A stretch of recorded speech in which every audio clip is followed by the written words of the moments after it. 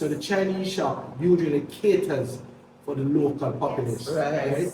And they try to accommodate everybody. That is the only way that they can make some money too, because this is what they know, right? This one now is a pint. So when they say what a pint of peas to make rice and peas or stew peas, so they go start dip it in the bag, take out peas. You don't have to wait anything, get measured already, and just throw it in your ear bag when you come. A big jug, right?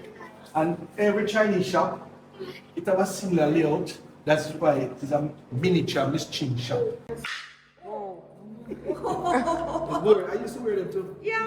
In Jamaica. China, because they couldn't afford to buy sandals or what you wear now. And these will last forever. Can I feel it?